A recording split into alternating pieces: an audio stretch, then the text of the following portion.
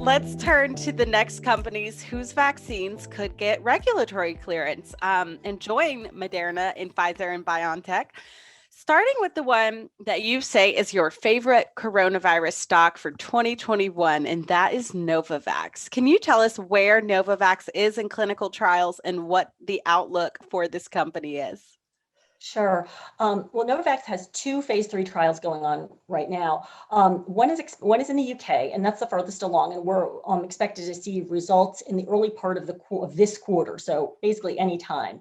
And that's going to support emergency authorization in various countries.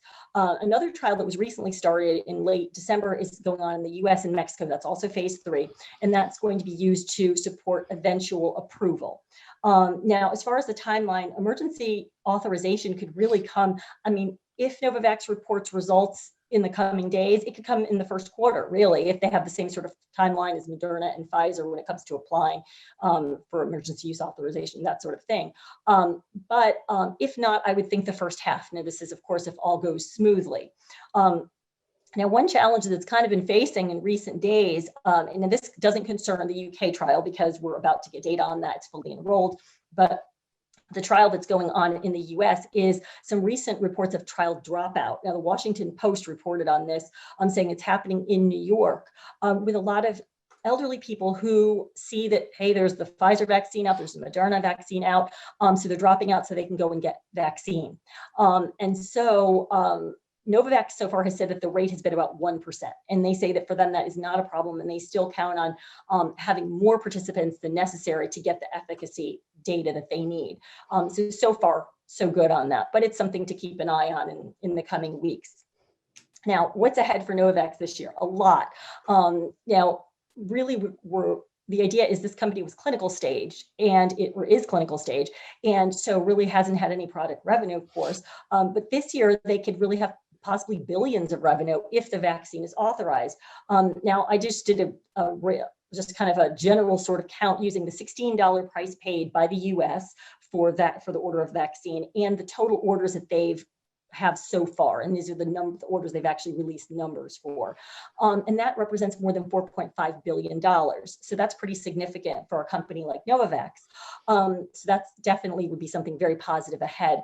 Also ahead, there is NanoFlu, which is their investigational flu vaccine, and it met all endpoints in a clinical trial last year, and so now they're preparing to submit that for regulatory approval.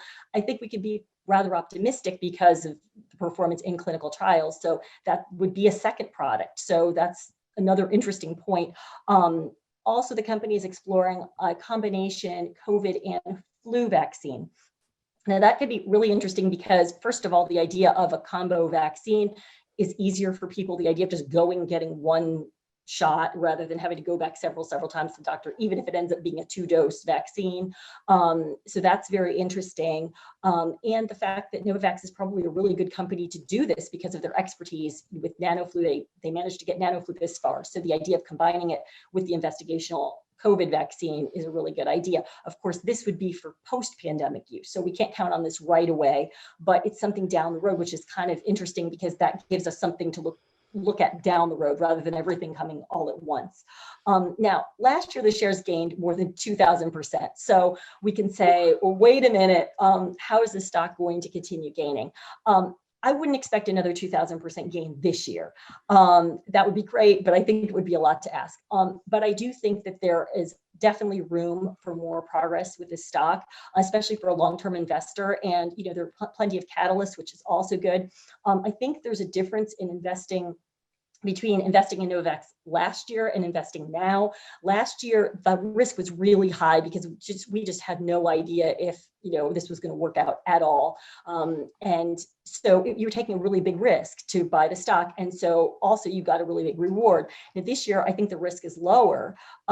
So I think also the reward might be a little bit lower, but eventually there is a lot of room there for gains. So it's definitely a stock to keep your eye on.